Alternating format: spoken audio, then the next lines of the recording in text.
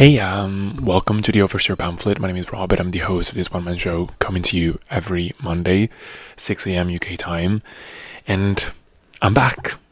I apologize immediately because I did say, to be honest, that I was going to be pretty busy this past couple of weekends. I've been traveling, so it's been quite the storm to keep up with everything, but I'm officially back in the zone.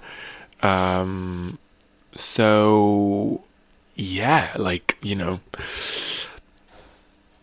back, and I want to discuss. Quite a lot has happened in the past week or so. So I just wanted to do a little entertainment roundup, because it's all about you know, I, Euphoria coming to an end, and of course Backrooms and Obsession still making records left and right, and just changing the industry forever. And then also, of course, we're venturing a bit into video games with the trailer for God of War Laufey.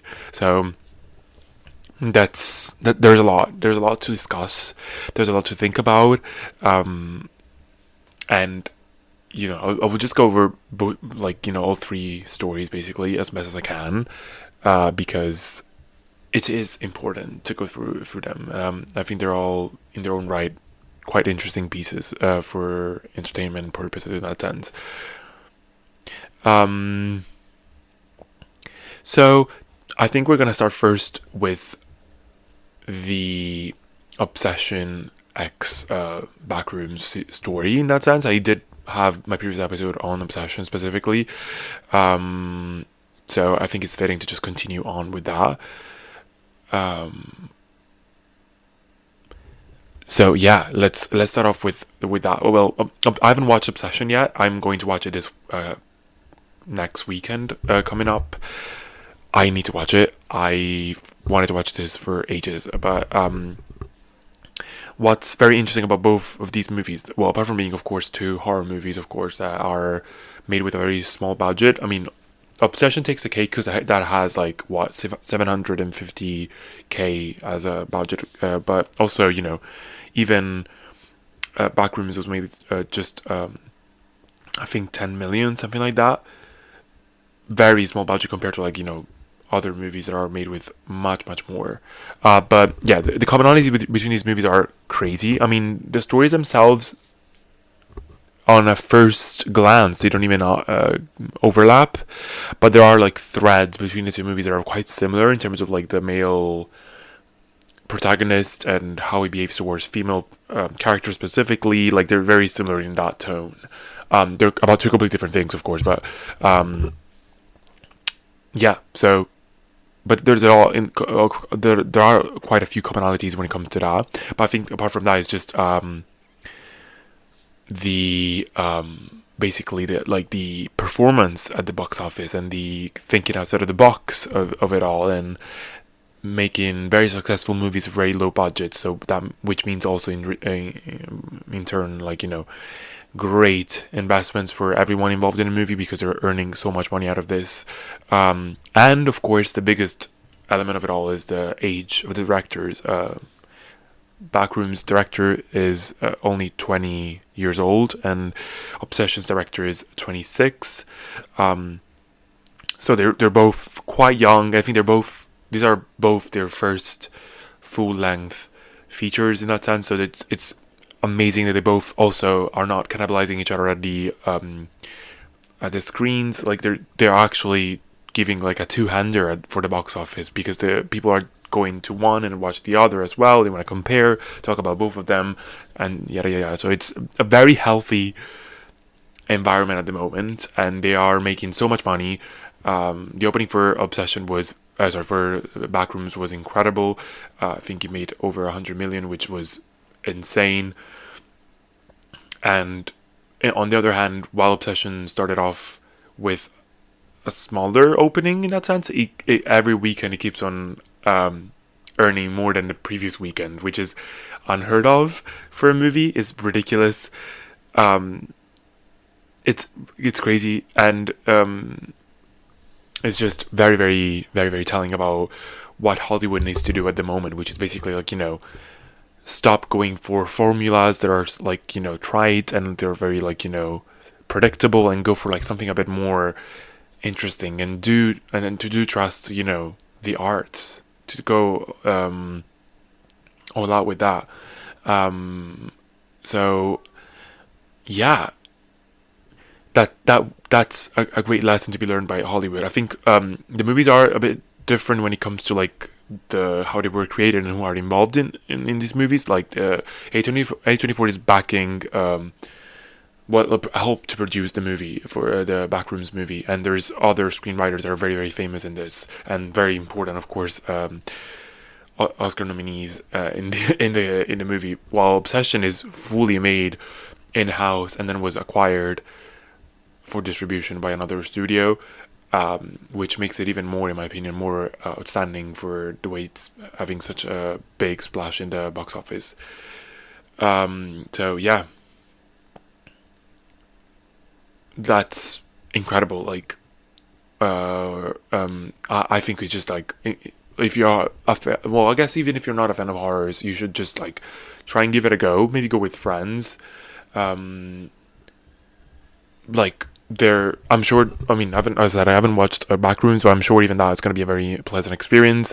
And they are changing the game. Like, that's just the way it is. I think they've already greenlit a sequel for Backrooms, and they're planning to do like a TV show about the One Willow Wish for an Obsession as well. Like, these things are generating a lot of interest, and it's funny to see specifically horror movies being so successful, because I mean, usually just by nature they're quite polarizing movies, because they're horror movies, they're supposed to be scary and everything else, but because young people are really enjoying both of these movies. They're both drawing in like a crowd that is like below 35 mostly, which is also, again, unheard of. And the fact that they're making so much money out of that means that like practically everyone under 35 is going to watch these movies. So that's insane. I'm just so all of this. Yeah. I mean, again, apart from, of course, giving a lot of credit to the directors, I think this is going to be an incredible opportunity for, like, the lesser-known actors in Obsession, of course. They're going to have, I think, a lot of great feedback from this. And I think, despite being able to tell that this is, like, sort of like a first-timer for both of them, from both the directors, the potential here is insane. Like, by any stretch of the imagination, these two movies are not like completely new in thought, if that makes any sense. Like, some of the tropes in these movies are classic horror tropes, like, the I don't know even know if I can say that without getting into spoilers, but you'll see it if you see the movies. You know what I'm talking about. There's like some tropes that are quite common in horror movies, but I think what's really captivating is the acting, the directing, the cinematography of it all, the story and the emotional performance, and I think just smaller cues and scenes that are normally wouldn't be put in like blockbusters or like even more franchise type of movies. Like, it's less gimmicky and it's more like you can tell they're both like indie natured. The movies, they feel indie, even though Backrooms is definitely like done on a larger scale, but they both come across so well from the performances and from the directing and everything else. So they're generally gems when it comes to that. So I definitely recommend going to watch both of them. I mean, horror movies, or maybe wait for digital and you can watch it at home in your comfort zone. That is totally fine as well. Yeah, so very good, very, very good. I'm very much looking forward to seeing Backrooms as well. I've heard that out of the two, Obsession is better in terms of story, or like everything else, and like twists and everything else, and acting, like the just the concept of it all. But I do feel like it's gonna be a great ride for me either way. So I'm ready. Renate is in, of course, a Backrooms, so I'm gonna be standing that. So yes, exactly. So I mean, it's gonna be interesting to see how it how long they can keep this streak going, because like Obsession is still growing at the box office and it's still generating a lot of money, a lot of revenue, and I think they have crossed globally the 100 million mark as well, more than that I think. So that's ridiculously good, and they're getting all the money back, and you know, they should definitely give bonuses to everyone involved in Obsession. And same thing goes for Backrooms. I think they're making quite the revenue out of that. So yeah, I love when like two movies, like realistically normal circumstances, these two movies would eat each other up because they have, you know, technically the same audience and everything else, like, you know, but they're coexisting perfectly, which is so good. People are taking it as like an opportunity to watch both of them basically at this, you know, the movie. So that's amazing. That's just, you know, unheard of. Really, really good. And I think also, like, I mean, we were seeing online as well, so many headlines about like how the box office in general has been very healthy this year. Like, started off so well that it's like, you know, it's matching finally pre-pandemic levels. And I think as of now, the total box office has made already $1 billion domestically, I think, which is incredible. So good. I'm very impressed. So it seems like finally movies are getting back on track. They're finding ways of getting people in, and I think that, again, we should learn lessons from these movies, like, you know, to trust more, like, you know, more risky, I guess, ideas and more interesting stories rather than going for like formulas that, you know, get the audiences bored. Like, Hollywood has finally managed to get the attention of the audiences again, like specifically going to the movies rather than staying at home. And that's also because I think streaming shows are faltering at the moment. The choice has become too much that there's literally, you know, an immobilization, I think, on that sense, which is very interesting, because before this we would have been all in shambles, because of, you know, how much easier it was to watch stuff at home. But I think because now it's become so streamlined, there's just too much stuff coming out every 2 seconds that people are like waterboarded. And while the movies are a bit more predictable in terms of releases, like, there's not that much coming out in terms of movies, you know.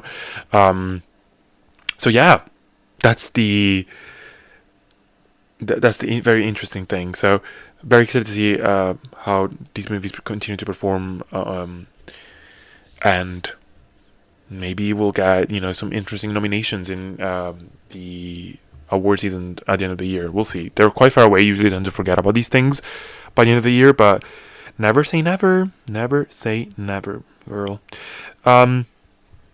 Yeah, okay, so next I want to talk about Euphoria, because I haven't talked properly about Euphoria the way I wanted to, because I'm still very lukewarm about it. I'm hot and cold about it. Every now and then I change my opinion, and I'm not really entirely sure how I feel about it. But what we can say, I guess, is that this season finale was actually even the show's finale. So the thing is done. They're not going to do a new season. They've confirmed it. This is it. And I mean, I think it's finally time to talk about spoilers as well, because it's been out for a while now, the finale, so I can finally talk about it in a more spoilery way. And my overall, I guess, thought about the season is that it was adventurous in terms of like a new flavor, I guess, brought to the show. Like, it doesn't feel like the Euphoria, and that's both a good thing and a bad thing, I guess. That's my take. The good part is that, you know, every episode, as people were saying, like, feels like a completely different story. Like it's like a movie, each episode a different genre and everything else, which is so cool to see.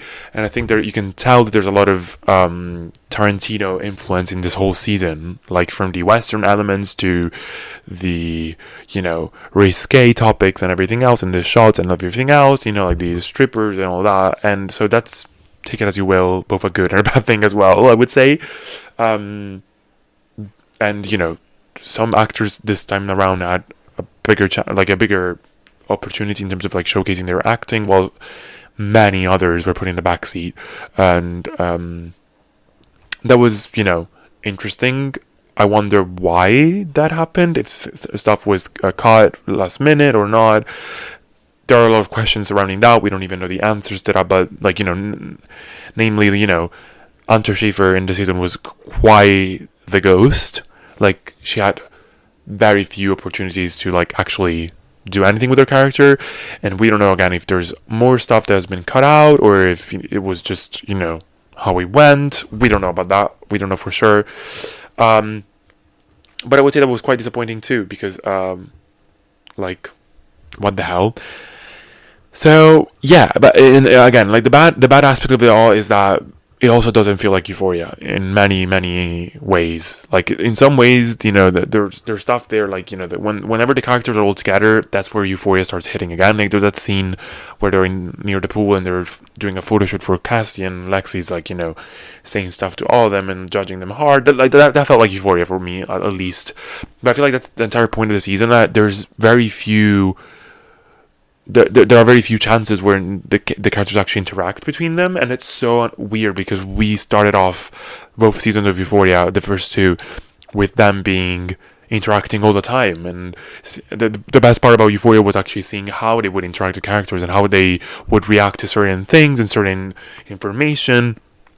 Well, here it seems like everyone is just like off on their own, like, side quest, and they rarely connect together. Like, literally the only thorough line, like the only connecting line in this sense, is just Rue sleeping on other people's couches, which is like it's turned into a whole meme on the internet.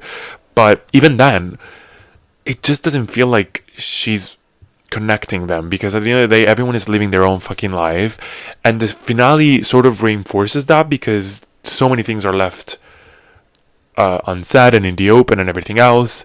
And it was just, you know, in a way, I think it was disappointing, to be honest, the ending, I would say.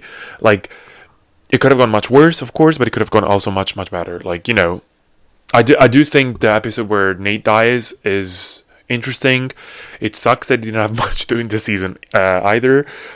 But, you know, that was a good twist. I think that I wasn't really expecting that immediately to happen in that second to last episode. And then the Rue death thing was, I guess it was coming, but, you know, like, Rue and Jules specifically, their relationship was the center point, the whole point of Euphoria. Like, they were supposed to, like, you know, mirror Romeo and Juliet and do all these things, and like, it was, you know, this type of love that returns and is, you know, everlasting, and, like, you know, even if it's toxic, it will come back and all that. And we didn't really see it coming back this time around, you know what I mean? Like, there was one hookup situation scene there, but everything else was just like bland. And I don't know, I craved the interaction between the characters the most, and the main cast at least, and we never really seemed to have gotten that. We just went off onto so many different things. Like, it seems like the scale was too big for what it actually was, you know, like, you know, the cartel situation, like, that was definitely, that took the front seat most of all, and that ended up basically being the thing that killed Rue. And you know, new characters coming in and taking more spotlight, and, like, you know, they have more lines than certain other characters, which is ridiculous. The Rosalia character was fun, but why does she have more of a, you know, function in the season than someone like Jules, for example? I don't get that. So yeah, I mean, the only thing I really liked about this season was the Cassie and Maddie situation. It was so interesting to see how they developed their friendship, and despite whatever happened between them, they somehow found each other again. And yes, Maddie used Cassie to get a lot of money, but then Maddie is deep down, I think, a very good person and still wanted to save her friend from the Turkish mafia or whatever. And she did, and she literally sold herself to Almo, like, for $1 million. And there was a scene where she, like, you know, when he dies at the end and gets killed by Ali, and she's free, is such a, you know, cathartic moment and such a satisfying moment. So I really enjoyed their storyline specifically, because it's the only one that, like, really developed anything from the previous seasons and, like, added stuff, layers to it. Everything else was mid. Like, the acting was great. The acting was impeccable. The shots, like, the cinematography was amazing. And yes, Labyrinth music was missing. A lot of scenes could have, like, you know, used a little bit more of an interesting soundtrack, and sadly we missed that as well. And, you know, like, literally so many missed opportunities. Even the wedding thing could have been so much more of a gag if they actually went for something concrete there. And it turns out like the takeaway from that was more like what happened after the wedding rather than what happened at the wedding, which is ridiculous. Like, that's the only time that all the characters are in one room, and even then Rue leaves way too early, and there's just, she goes off again on one of her side quests. It's just, it felt very disconnected, like disconnected in terms of like between the characters. The storyline was there, like the cartel thing, but we don't care about that. Like, we're not watching Euphoria because of the cartel drama and Rue being now, a mole and everything else. I don't care. Like, we don't care. So yeah, disappointing that the show loves, I guess, like, I guess it lost, let's just say that it lost its main appeal. It just went into a completely new dimension that was interesting to see in terms of how it was executed. It was fine, and it was interesting to see like different genres combined into the show, the season, but it just didn't really give us what we wanted. So at least that's what I think. But yeah, but again, Zendaya, amazing actress.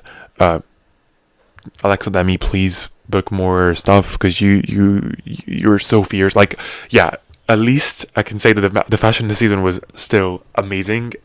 Maddie carried.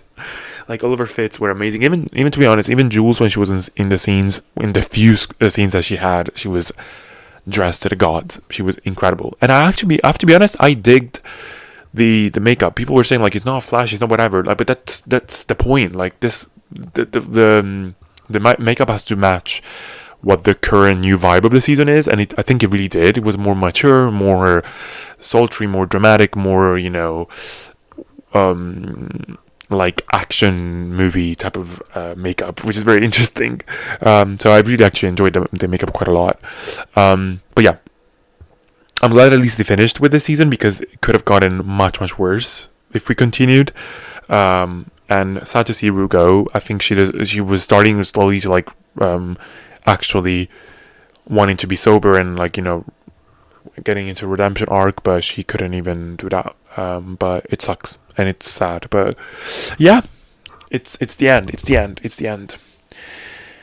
Anyways, now let's go to the last part, which is God of War Laufey. This is a bit adventurous for me, because I rarely talk about video games on this channel, this podcast. But yeah, I really want to talk about it because I think it generated a lot of conversation that was both good and bad. Of course, as usual, the internet goes a bit bonkers when it comes to these things. And I actually can say this. I've played God of War games when I was a kid, specifically because of my brother. He loved those games, but I also liked them, to be honest, because I really like the mythology of it all. I like Greek mythology, and I really enjoyed the first 3 games. I did not play the Nordic gods God of War thing, the newer games, the 2018 one, whatever. So I don't know too much about that, but my brother played them, and I did see some gameplays and everything else. So I'm at least versed on the game. And this, when I saw it, I was like, my first thought was immediately, oh, this is a spin-off.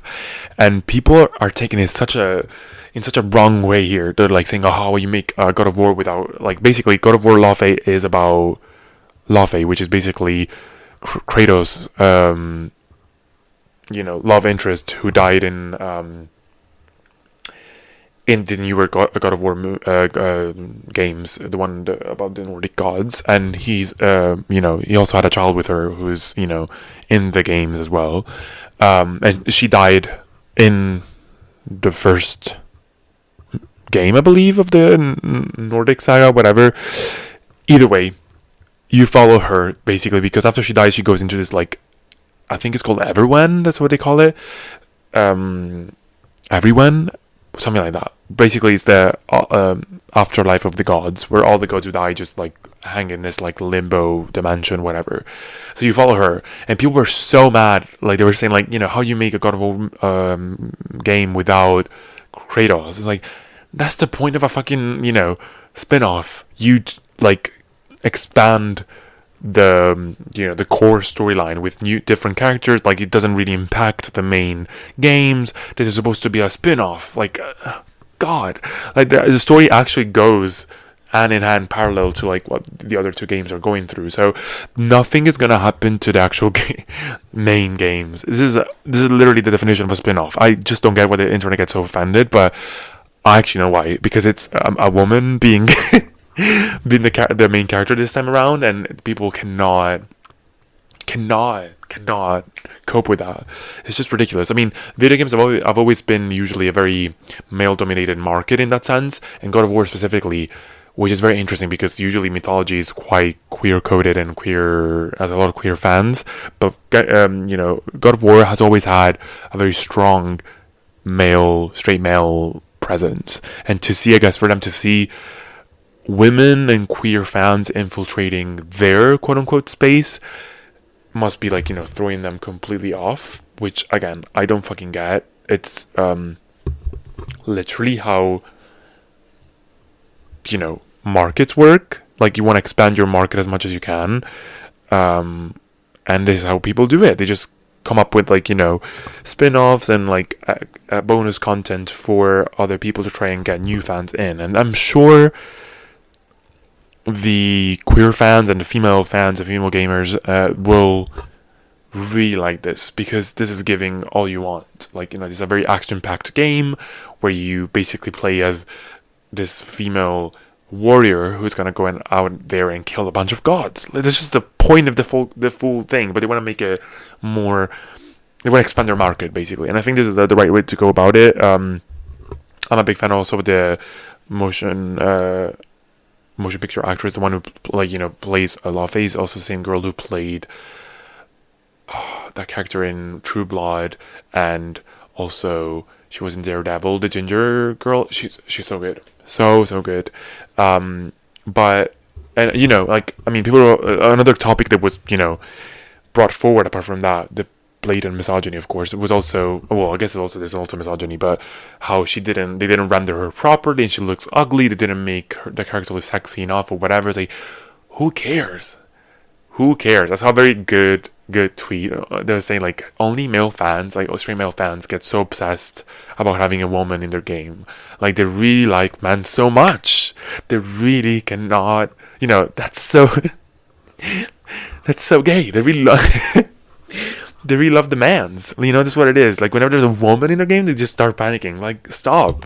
I thought you guys liked women. Oh my god, I'm gonna get lynched for that. But my opinion of the trailer was, it looked good. It looked, fine. I do think they need to like work a bit more on the rendering, but more like I think her face looks a bit disjointed from the rest of the body of the character. I think they need to work a bit more on that, making it a bit smoother, and making the hair also look a bit more smoother. It just looks very like it's always in the way, and it's not really working with the character. But apart from that, it's a great premise. They're exploring quite a lot of new stuff here as well, because it's usually just about the Greek gods, or the saga is about the Nordic gods. But here we encounter in the trailer two gods of war from two different mythologies. Like, I think one is a Mongol god of war and the other one is an Egyptian goddess of war. So very interesting for the mythology fans. Like, I'm with you. I'm very pumped about that. And we'll see how it goes. I think, it needs to perform well in terms of sales and everything, but it definitely got a lot of spotlight. Like, literally, this is what the internet has been talking about. I don't know if you guys are any of you are into video games, but that took over. Like, it went into my TL like nothing. Like, on Twitter, everywhere else, like, it's just really permeating social media in general, because the reactions are so mixed, and it's primarily, of course, the straight male camp, I guess, that is really vocal about it and against it. But who cares? We're here to stay, Yeah, so I mean, you can form your own opinion. I guess go watch the trailer if you are into video games at all. And I'm saying this with the most respect here. I've been a fan of these games for a long time. I've been waiting for something like this to happen, and I think it's also very smart to make a spin-off about this, because you don't have to necessarily change the main storyline while still trying to tap into a new market and appease some of the queer fans that are out there for this game. So great job. And again, this is a spin-off, guys. Don't get so pressed about that. If you don't like it, don't buy it. Don't do whatever. Just stop moaning for once. My God, what happened to, like, being allies? My God. Anyways, word to the sponsor and then songs of the week. Don't leave.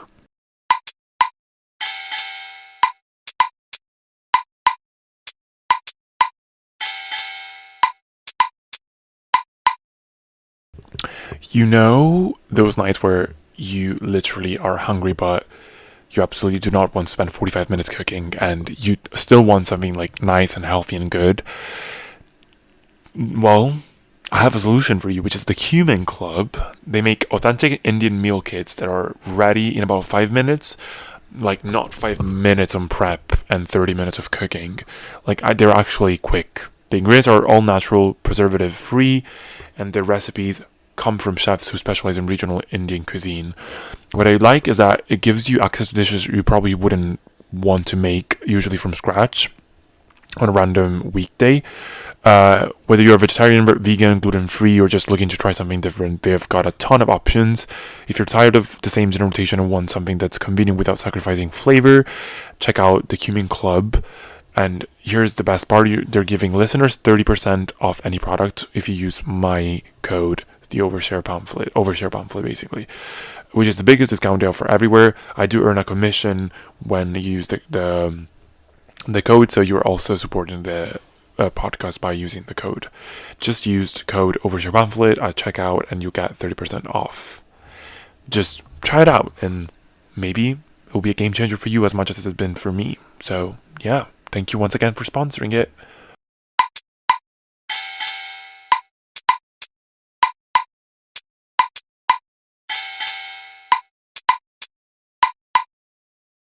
Right, songs of the week are back, and we're starting the June playlist. So if you just go to Spotify and search the Overshare Pamphlet Songs of the Week - June 2026, you'll see all the songs for this month.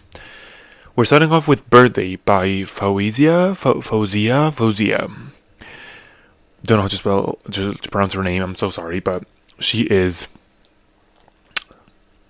so good. The song is incredible.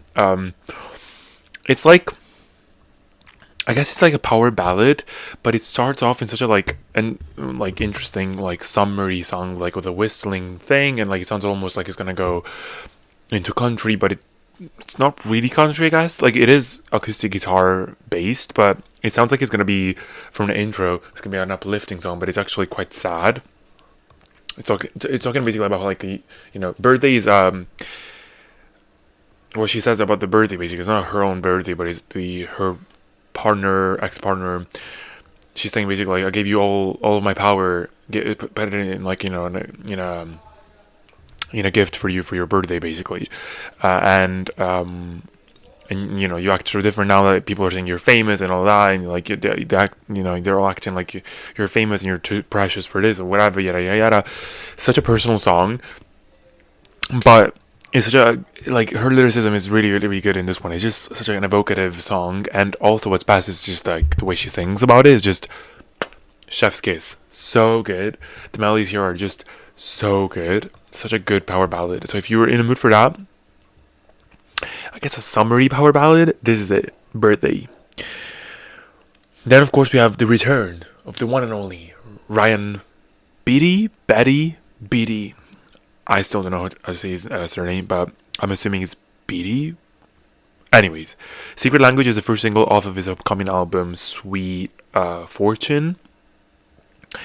And this is just incredible. It came out also with a music video for this.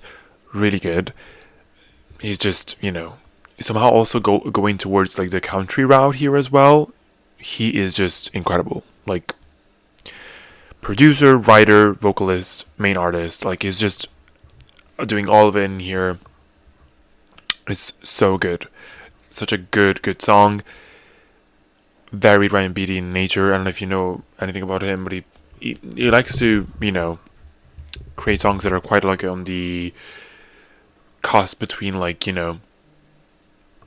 R&B vocals and all that stuff, but very confessional and very calm songs. Basically, they're not by any stretch of the imagination like fast-paced songs, pop songs, or whatever. They're like, you know, confessional songwriting type of songs, very heart to heart, and that's, you know, lovely. The song is just as good as any other of these other songs. It's just really, really good. I'm very excited to see what else is gonna bring to the table with the album. So good. Then I have a bit of a throwback. I mean, this is a very old song, I guess. Not very old, but, you know, like, it's one of the first songs made by Kim Petras, and it's called Hillside Boys. And when she dropped all these singles back in the days, I didn't really like check them all out because we're not included in an album at first, so I didn't really know which ones to focus on. And I think because I loved I Don't Want It At All so much, that was the one I really played quite a lot. But this is it. This is like, I'm so glad I discovered the song again, and it's so good. It's very like LA beachy, like, but like movie type of, like, you know, musical Grease type of, I don't know, number. Very interesting. It's so good. It's so California in vibe as well. It's so interesting, but you know, it's an ode to the Hillside Boys, basically, about her experiences with wealthy boys who broke her heart. She mentioned, you know, the first 3 boys were rich kids who ended up breaking her heart, and when she moved to Los Angeles, basically, and saw that all the rich kids lived in the hills, she combined these experiences into the song, which is very, very nice. Such a good, like, Kim Petras, you have to give her flowers. Her vocals in all of her songs, but also in this one, mwah, chef's kiss. She's so good. The ad libs, especially, like, she's a master of making. I wish she would go back to making these like type of pop songs, because she really thrives in this element. But so good. Then I have American Cars by Noah Khan, which is very a big vibe shift, I guess. But this is like such a good like road trip song. I was in France for a weekend and something, for a long weekend, I guess, and it was really good. Like, it just fit the vibe so well. The song delves into like themes of family dynamics and personal struggles, with like lyrics that reflect feelings of being overwhelmed and the desire to escape, highlighting the complexities of familial relationships. There's also a music video for this. I think it was one of the singles from the album that he put out recently. Very good. So interesting. Oh wait, and yeah, I mean, it's a different shift in his musical style, to be honest. Like, it's just more like indie rock elements in this song, specifically electric guitars and drum patterns, everything else. It's still folky because he's a folk artist, I would say, but it's more adventurous, which I really enjoyed. Very fast paced, very fun, very catchy as well. So definitely go into that. Now, K-pop.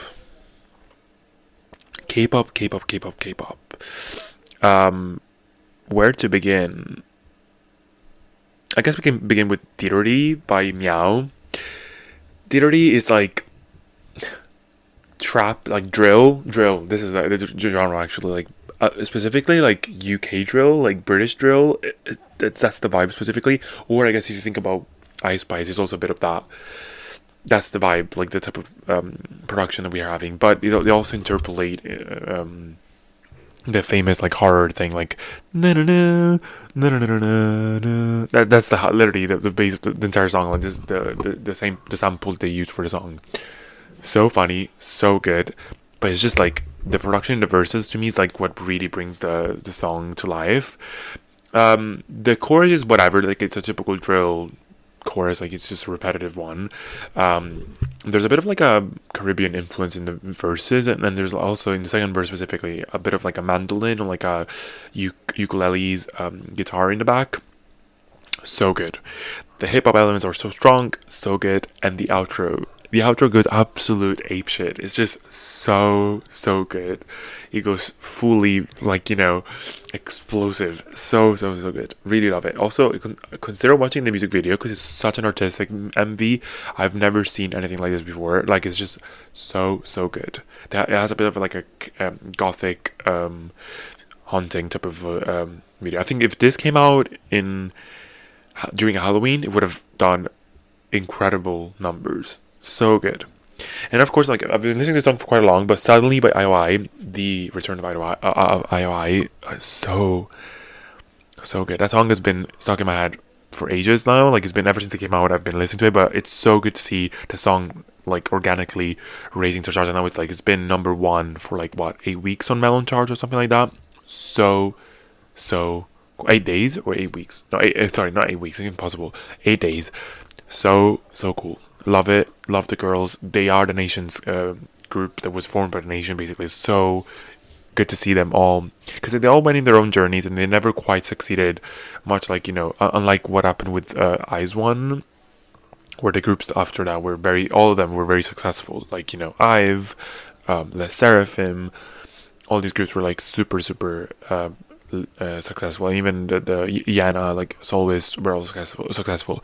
I think here it was a bit of like a mixed bag. Not all of them became successful, and even if they did, they had like a quote-unquote short-lived success. So to see them come back for the 10th anniversary and just like go to this like route that is a song that has a double meaning, because it's also about them coming back, you know, after 10 years, and it's also a love song, you know, at the same time. But it's such a good song, and it's so catchy. It's like 80s song, but it's the chorus that really does it. It's so good, and the choreo is also amazing. So yeah.